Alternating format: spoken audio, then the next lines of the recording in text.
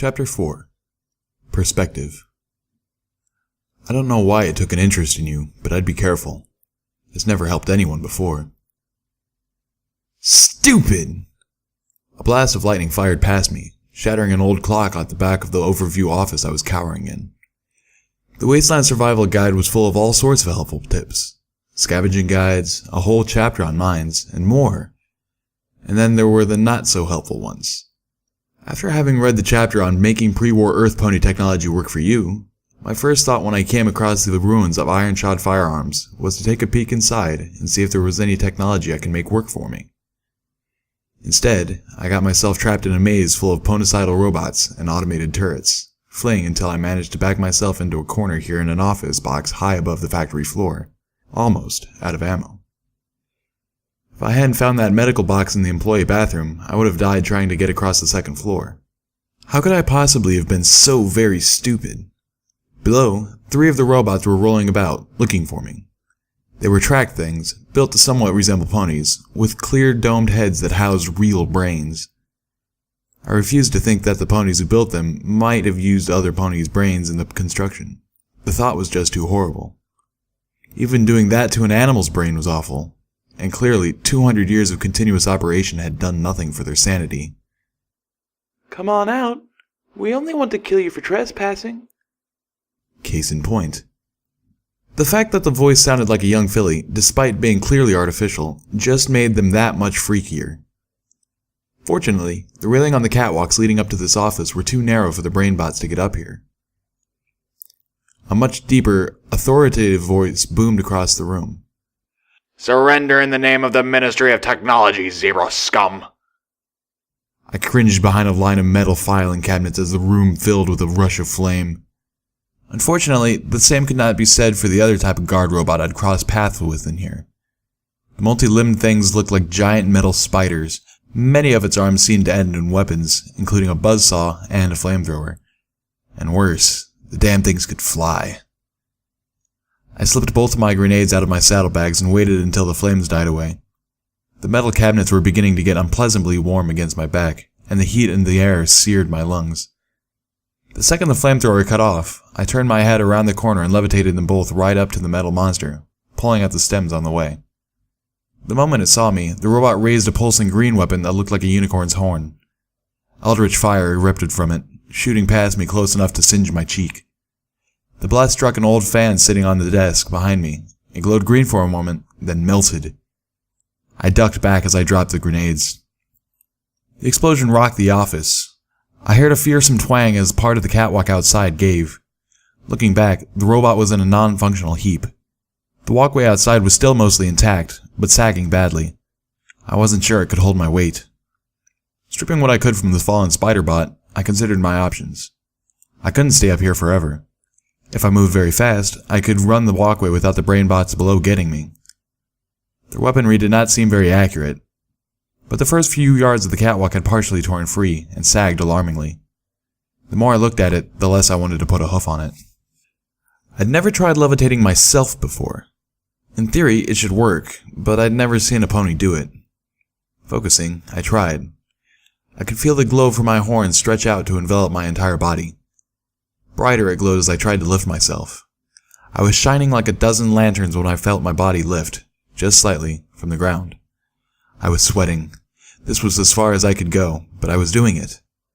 Now one step forward, and another, and another. I was halfway across when the brainbot started firing lightning in my general direction. One of the bolts struck the catwalk, arcing along it.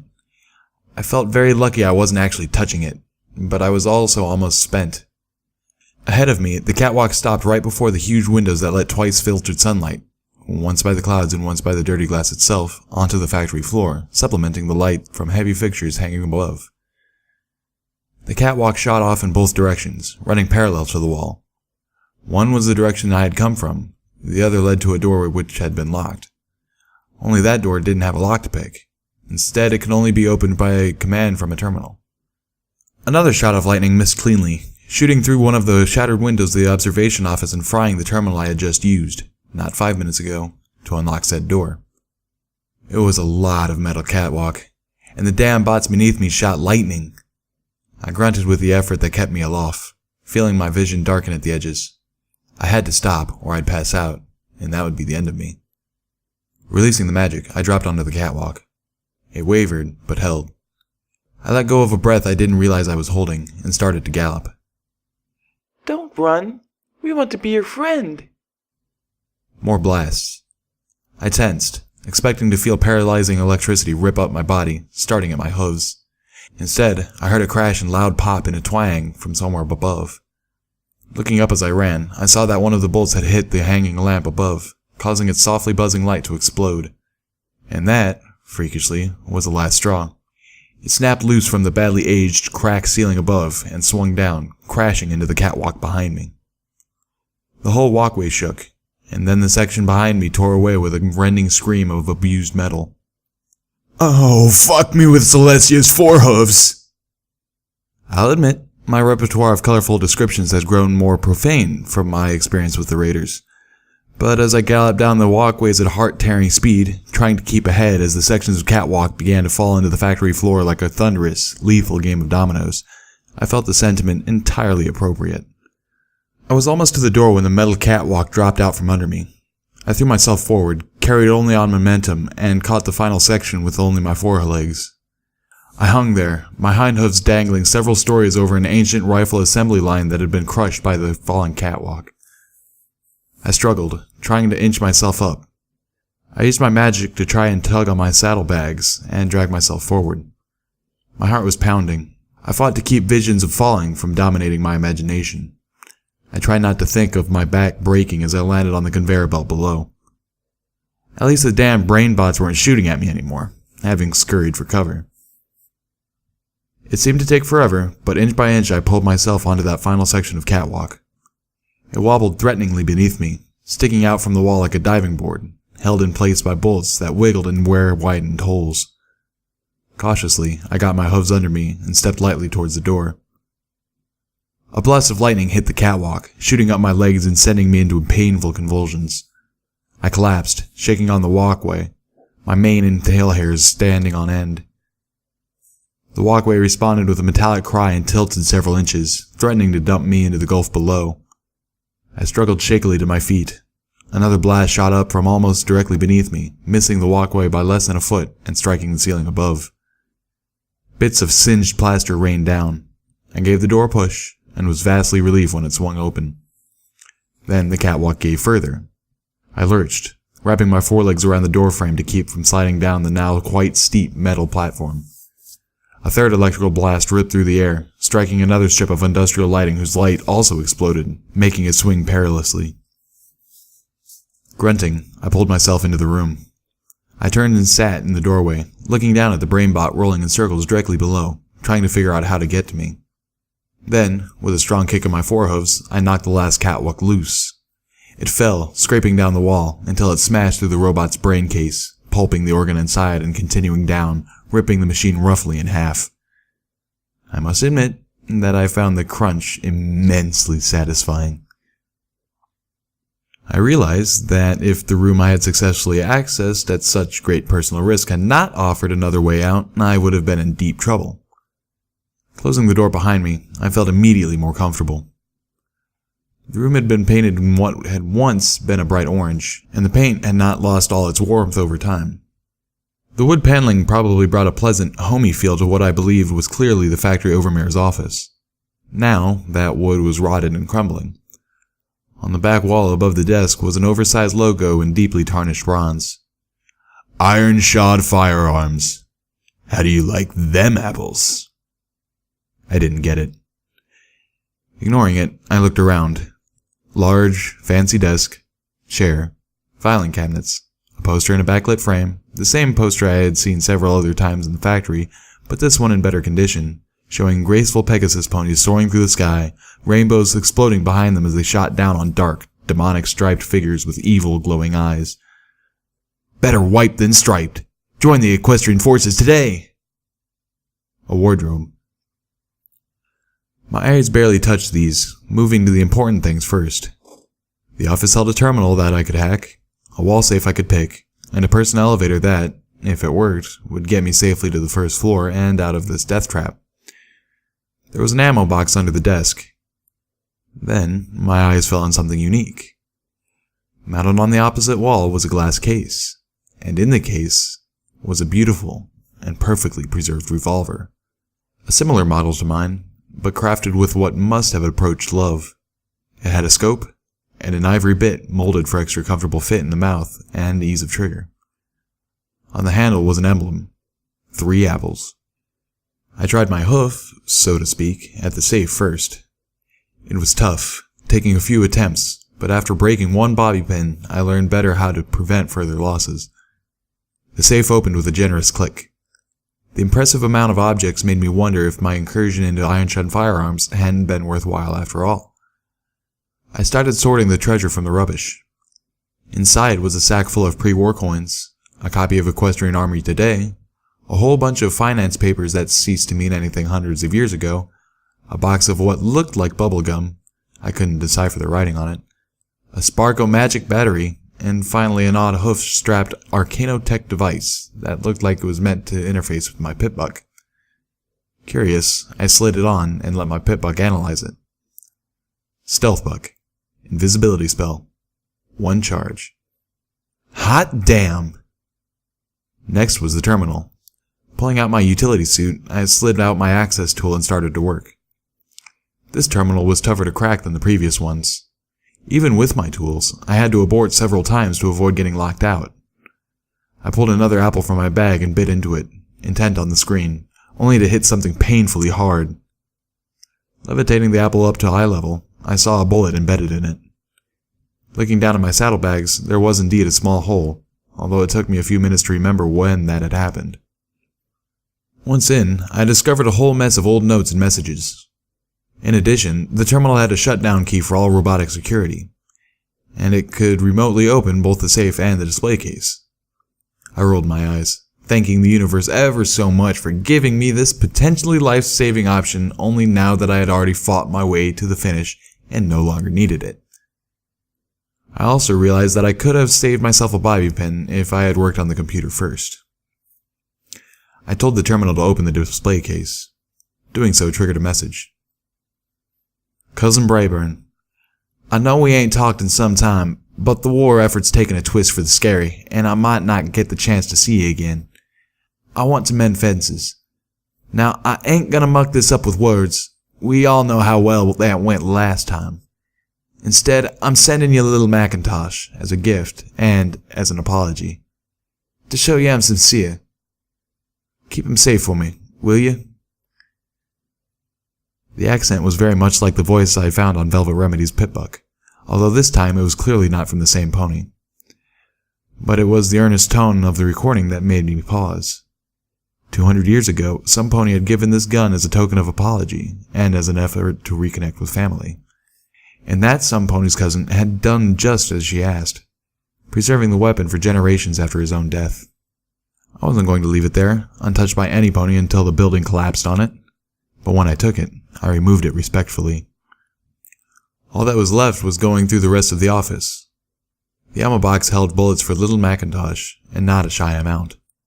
In the wardrobe, I found some old maintenance suit that I could use to repair the holes in my own utility barding, and other garments that I left behind. Eventually, I turned to the elevator and pushed the button. Nothing. Of course it didn't work. The wasteland just couldn't give me a break. Pulling out my tools, I opened up the side panel and tried to figure out what was wrong with it, and if I could fix it from here. To my great relief, I could.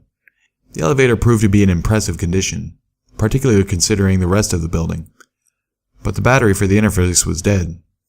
As Celestia's mercy would have it, there had been a replacement in the safe. One swapping of batteries later, I was on my way. As the door slid shut, the thought crossed my mind. Macintosh. Wasn't that... I trotted between the collapsed buildings that littered the area around the iron-shod firearms, not having any particular direction to go. Aimless. I hadn't found any signs of civilization. Civilized civilization, mind you. I had kinda given up on finding Velvet Remedy. For now, I was satisfying myself with random exploration, although that had just proven exceptionally dangerous. In Stable 2, I knew exactly what my future would be, as unbearably dull as it would have been. Out here, in the huge open outside, I was struggling with just the opposite. I never considered that having an assigned place might be as much a relief as it was a burden. My ears perked with the sound of overwrought, triumphant music. I watched as a sprite bot fluttered down across the street. Running up to it, I drew myself around in front of it. Watcher? It just floated by. I dashed in front of it again. Hello? The music just kept playing. I waved a hoof right in front of its lack of face. It bounced around me and kept going. Well, that was helpful. I picked a random direction and started trotting again. I thought of Watcher's advice. Armor? Check. Weapon? Double check. Guidance? I looked back at the iron-shod building. A bit iffy, but check. Friends?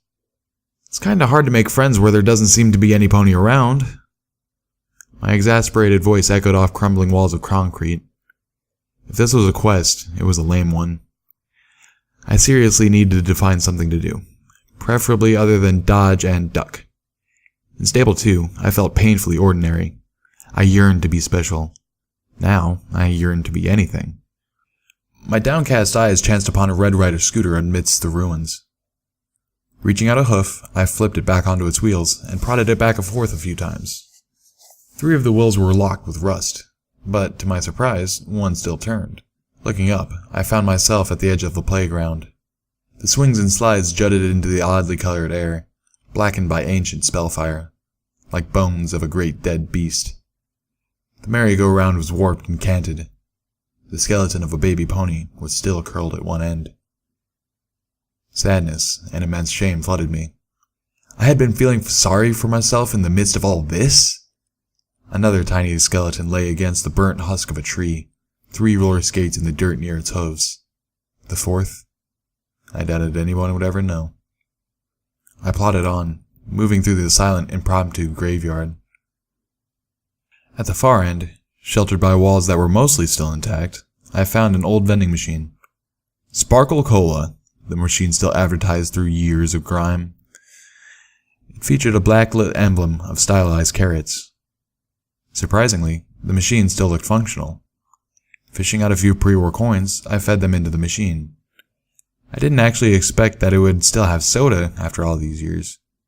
I was astonished when a bottle rolled out dutifully. I suddenly realized how awfully thirsty I was. The Sparkle Cola was lukewarm, but actually rather delicious, with a delightfully carroty aftertaste. The clicking of my pit buck warned me that I was ingesting trace amounts of radiation with each swallow, but not enough to be harmful. I'd taken more harm standing around at Sweet Apple Acres. And besides, if it reached a point where my radiation intake began making me sick, I had a couple right-away potions, the only supplies from the iron-shod medical box that I hadn't needed to use just to survive the building. I spotted a bench just around the side of the building and decided to take a load off my legs, possibly read some of the Equestrian Army Today book I had picked up. As I turned the corner, my gaze fell upon an old, torn poster affixed to the wall. The image was the face of an elderly pony of almost obtrusively pink coloration. Her mane was streaked with gray. On some ponies, gray hair makes them look distinguished. On most, it just makes them look old. Hers made her look like a candy cane. Her eyes were huge, staring. I could swear, poster or not, that she was looking right into me. Some pony had ripped the poster right through the middle. I had no idea what her expression was supposed to be, but I couldn't help but feel like I was doing something wrong. Bold words above and below the image, now deeply faded, announced, "Pinkie Pie is watching you. Forever." There were additional words, very tiny, beneath, so small and faded that I had to lean close and strain to read them. A happy reminder from the Ministry of Morale. I stepped back, tilting my head as I looked at the poster again. What's the Ministry of Morale? Watcher's voice erupted from over my shoulder, making me jump high enough that my horn whacked the ceiling. Another well-meaning idea that was so much better on scroll. I gasped, willing my heart to beat regularly again, and felt a fleeting empathy with Sawed-Off. The sprite bot was hovering right next to me. Celestia, those things were silent when they weren't playing music. Are you trying to give me a heart attack? Oh, sorry. I gave the flying orb a glare. I forgot about the bench and started walking, trying to enjoy the rest of my sparkle cola. The sprite bot followed. I see you've got some armor. The mechanical voice seemed hesitant. I didn't ask why. Watcher either didn't care enough to explain, or thought better of it. Maybe the fact that I was walking through the equestrian wasteland in an outfit coated inside and out with drying blood gave it pause. I could probably go up to any stable pony and go, "I am an evil, bad nightmare pony! Arr!" And, even despite my size, they would take one look and flee. I sipped my cola and wished desperately for some place decent to bathe. Problem was, any water clean and radiation-free enough to take a bath in would be too precious to pollute. One of my canteens was empty, and the second nearly so. Maybe the reason you're having trouble finding your place is that you haven't discovered your virtue yet. Watcher offered out of thin air. I stopped. What? How did you know? Oh, never mind. Then, what do you mean, my virtue? Well, the flying ball began. The greatest heroes of Equestria, ponies with lifelong bonds of unbreakable friendship and strength, were each known for exemplifying one of the great virtues of ponykind. Kindness, honesty, laughter. Laughter is a virtue? I asked dubiously. Roll with me on this. The sprite bot continued without breaking stride. Generosity, loyalty, and magic. They really didn't know themselves or each other until one pony came to realize that her friends represented these virtues, and together they grew to live by them. Now, I'm not saying those are the only virtues. They're just a... Now, the bot paused as if searching for words. Particularly important set.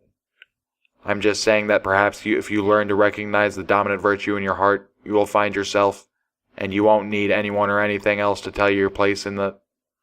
Watcher's voice cut out with an abrupt pop, and the music once again poured from the bot. Brilliant. I watched as the sprite bot slowly sailed away. Well, if that wasn't a load of pony pies, I didn't know what was. Finishing my soda, I tossed the empty bottle amidst a pile of others. Empty bottles littered the equestrian wasteland like weeds. A new thought was occurring to me, about Watcher. The wasteland survival guide had to be written after the megaspells rained down, long after, considering its sound advice on scavenging. So that book wouldn't have been in the Ponyville library as part of the original pre-war library. It found its way there later, from the lack of being burned, defaced, or covered in blood, I was guessing recently. Which made me wonder, did Watcher know about those poor ponies the raiders had captive? And if so, is that why I was talked into going in there? Was I manipulated into walking into that horror because Watcher hoped I would free them? I couldn't be sure. And considering that Watcher saved me, I should give him the benefit of the doubt. But I couldn't help the niggling sense that Watcher had played me, and I don't like being tricked. My ears perked as the music stopped again, replaced by a voice. But this wasn't Watcher's voice. This was some pony else. The voice wasn't metallic. It was the voice of a smooth male pony with a greasy charisma. Friends, ponies, rejoice! Although the world about you is bleak, scarred and poisoned by the war of the honorless, thoughtless, inferior ponies of the past, we do not have to live in the shadow of their greed and wickedness. Together, we can raise Equestria back to its former beauty. Together, we can build a new kingdom where all live together in perfect unity. It's already happening, my good ponies. Already, the foundation for a new and wonderful age is being built. Yes, it's hard work, but don't we owe it to ourselves, and to the future generations of ponies to be better? No, to be the best we can possibly be. I'm telling you now, as your friend, as your leader, that we can, we must, and we will. What in a fever dream was that? The music had resumed, not popping back in the middle of a song like when Watcher seized the control of a sprite bot, but at the beginning of a new song, like this was how the sprite bot was supposed to work. Wait, ponies have a leader now? That was serious news to me. As far as I could see, we didn't even have a country. Hell, I'd settle for a town. Even just a few shacks built within vague proximity of each other, so long as they had ponies living there in peace. Or as close to peace as the wasteland allowed. If we had a leader, we had to have at least one town, right? Trotting faster now, I found a ruin with enough intact stairs for me to get up to what was left of the second floor. I brought out the binoculars and looked about. Sure enough, in the distance, I saw smoke. Enough plumes, close enough together, to suggest some sort of settlement. I prayed to Celestia that the smoke was from cooking fires, not raiders burning it to the ground. There was a path leading out towards the settlement. That would keep me from losing my way. And there was movement on that path. My horn glowed as I focused the binoculars, bringing a small group of ponies into view. 2 of them were pulling a heavily laden wagon. A young pony rode on its back, apparently talking with 2 others who were guiding equally burdened 2-headed beasts. The group was headed towards me, away from the theoretical town. But they didn't look like they were fleeing, and none of them were wounded. All of which I took for a good sign. A very good sign indeed. I looked up into the thick, broiling clouds, up to where the disk of the sun made a brighter spot in the cloudy ceiling, and sent a prayer of thanks to Celestia. The path wasn't a road exactly. Rather, it was a long arcing swath, cutting through the equestrian wasteland. 2 parallel metal lines reinforced with badly aged cross planks of wood. Half an hour back, it had crossed over a gully on a rickety bridge. After my fun with catwalks, I chose to brave the gully rather than put my hooves on something else that was surely holding off its inevitable collapse until it could take me with it. It turned out to be a good decision, despite the wounds. The gully had been home to a bunch of large, bloated pig things with extremely nasty front teeth. One of them got a hold of my left hind leg, biting clean through my armor and cutting a deep gash. Little Macintosh is neither quiet nor subtle. A single shot from that sweet little gun tore the head clean off the pig thing attacking me, and it fires quickly enough that I was able to slay the 3 others before my targeting spell ran out. Beneath the bridge was some pony's camp. It had a long abandoned feel to it, but there were scattered supplies, including a few cases of shotgun ammo, a single can of food amidst a litter of tin cans. Magical fruit, the label boasted, but it turned out to just be beans. And a locked medical box. I picked the lock easily, finding a healing potion which I swiftly drank, breathing a sigh of relief as the nasty gash mended gently, the pain ebbing away. There were magical bandages, nowhere near as powerful as a potion, but good for flesh wounds, and a box of... mints? Mintles! Refresh your mind and your breath! I had been surprised to see a smiling zebra on the front of the box. The first depiction of a zebra I'd seen that didn't look like a storybook villain. Now I figured I was over halfway to the settlement, maybe 2/3. I tried to keep myself from imagining what I would find. A whole city of civilized and happy ponies, maybe. I didn't want to set myself up for a letdown. Even a few shacks, I told myself. I picked up the pace of my trot. I heard a gunshot in the same instant that I felt a bullet tear clean through my right hind leg, and another clang off the metal casing of the sniper rifle strapped to my back. I screamed in agony, collapsing to a skidding halt on the rocky ground, clutching at my hind leg. I was bleeding profusely through that hole torn through it. The bullet missed the bone, and I could tell that sickeningly because I could see it. I tossed my head back and screamed again. Desperately, I dragged myself around a large mound of rocks, trying to take shelter from a shooter I never saw. Focusing as much as I could through the terrible pain, I pulled the magic-laced medical bandages from my pack. I tried wrapping my bleeding hind leg, but the bandages were meant for cuts and gashes, not gaping holes. It was soaked with blood and sliding off almost before I had finished wrapping it. I tossed the bandage and tried again, this time pulling the bandage much tighter. It too soaked bright red, but at least it stayed. Shaking with fear and pain, knowing from the sudden chills that my body was going into shock, I looked up and tried to spy the pony who attacked me. I looked all around, but no one was there. And there wasn't a whole lot of cover to be hiding in. These hills of dirt and rock were mostly barren. I felt like my heart swallowed an ice cube when the image hit me that there was a pony out there with a stealth buck. She could even be right next to me, pointing her gun at my head, and I wouldn't even know. But then I looked upward, and there in the sky was a rust-coated Pegasus pony with an orange mane under a black Desperado hat, and what looked like 2 rifles, one strapped beneath each wing. The pony had just finished circling back around and was aiming right at me. With a panicked instinct, I levitated a large rock in front of my face as a shield. A crack rang in the air. 2 rifles fired simultaneously. The first bullet struck the rock, sending chips of stone flying free, and ricocheted, lodging in my canteen. The last of my water burbled out of my hooves. The second punched through my armor and embedded itself in my left shoulder, sending me reeling. Again, I collapsed, the pain peaking and then beginning to bleed off, which I knew wasn't a good sign. This time, I didn't think I would be getting back up again. So, this is what it was like to die? So overrated. My eyes felt heavy. I closed them. I don't think for long, but when I opened them again, I spotted the ponies drawing their wagon, coming over the hill. Behind them would be more ponies, guiding pack 2-headed cattle things. I remembered the young pony in the back of the wagon. I doubted any of them would be looking up. Forcing myself to my hooves, I began dragging myself into the open. If I was going to die, it wasn't going to be laying down watching these people get slaughtered. My body screamed agony in my head, but I kept going, marching myself on lame legs until I was standing in the path, right in front of the approaching group. Turning and focusing through the hammering in my head, I lifted little Macintosh into the air and pointed it at the rust-colored Pegasus, who had whipped back around and was again flying right at me. I stood directly between him and the travelers. My vision was blurry from tears and trauma. I wasn't sure, even with Sats, that I could hit him. And I stood no chance against his aim. He was an amazing shot. Technically, he hadn't missed me yet. Putting every ounce of me into it, I growled as menacingly as I could, and hoped that a pony who had survived 4 shots would be mistaken for a pony to be reckoned with. Shoot at me all you want, but if you attack that family, I will end you.